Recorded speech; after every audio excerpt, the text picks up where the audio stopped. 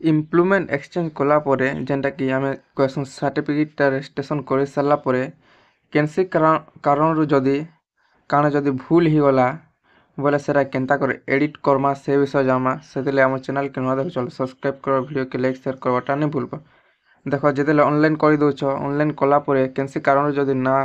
हो कि एड्रेस हो कि अन्य कोनोसी जिनिस जदि एडिट करवा लई चाहछ बोले जेतेले इम्प्लॉयमेंट ऑनलाइन कला परे सबमिट मारले इने एडिट ऑप्शन टा नहीं दिए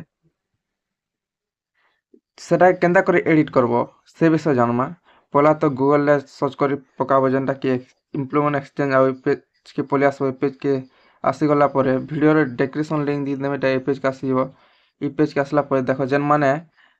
जेनटा कि हमर रजिस्ट्रेशन टा करस आ काना जदि भूली जाइछ माने से माने केनता एडिट करबो आ जेन माने रिन्यूअल डेट पले गला ना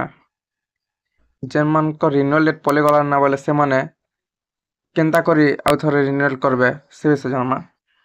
जेमन को जदि केनसे कारण जदि एडिट करबार अच्छे बोले आगे जेनटा कि निजर हेडक्वार्टर के जीवा पड़ुथिला निजर डिस्ट्रिक्ट हेडक्वार्टर के जेकर सेने के गला परे सेने एडिट होथिला बर्तमान ऑनलाइन रे केनता करी एडिट करमा से विषय जानमा। ई पेज के पले आसला परे तलके पले आसबो इने देखि पारथिबो ऑप्शन टे रहउचे डिलीट जेएस बोल के ऑप्शन टे रहउचे तार पर क्लिक करबो तार पर क्लिक कला परे देखि पारथिबो प्रकार से जीवा ई प्रकार से लेने डायरेक्ट इटा एडिट ऑप्शन एबे नहीं देबाना जेनटा कि डिलीट ऑप्शन दोचे डिलीट ही साला परे एडिट जेनटा अप्लाई करथिबो सेटा जदि डिलीट करबो डिलीट करे साला परे आउ थरे नुआ टी अप्लाई कले जहार जदि डिलीट ही छे जहार जदि एडिट करबा छे बोले आउ थरे डिलीट करबो डिलीट कर साला पर नुआ अप्लाई कला पर कार्ड टा बनबा। डिलीट केनर करबो इना तो पहला निजर रजिस्ट्रेशन नंबर दी दबो जेनटा हेतिला तापर निजर डेट ऑफ बर्थ इने लिखि थिबा देखि पारथिबो पहला तो मसिया देबो तापर तारीख तापर ई पहला मसिया देबो तापर मन देबो तापर के तारीख देबो एते दी साला पर इने ऑप्शन होचे डिलीट जेतेले डिलीट ऊपर क्लिक करबो ऑटोमेटिक सेटा जेन रजिस्ट्रेशन नंबर डिलीट ही जिबा जेन कार्ड टा बनि थिबा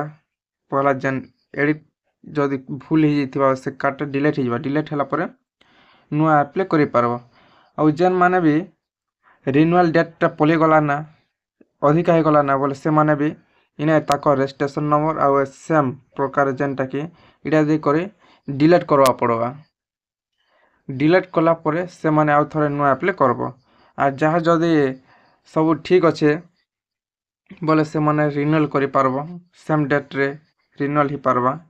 आ जहा जदि डिलीट करबार अच्छे बोले प्रकार डिलीट करि पारबो जहा जदि भूल भाल ही जाइछे जेनटा कि हमर सर्टिफिकेट रजिस्ट्रेशन रे बोले से माने डिलीट करि नुआ अप्लाई करि पारबो। आगे जेनटा कि इने एडिट करबार लागि हमर हेडक्वार्टर के जो थिनो जेनटा इम्प्लॉयमेंट एक्सचेंज ऑफिस के जो थिनो एबे वर्तमान जेनटा कि डिलीट ऑप्शन दे दिछि वेबसाइट रे डिलीट कला परे आ थर नुआ अप्लाई करि पारबो। ई प्रकार जेन मान कर भूली छे बोले से माने ई प्रकार डिलीट करि कर थरे अप्लाई करि पारबो। वीडियो के शेयर करो चैनल के सब्सक्राइब करवाटा नहीं भूलबो। ई प्रकार अपडेट हमर चैनल रे सब बेले मिलुथिबा।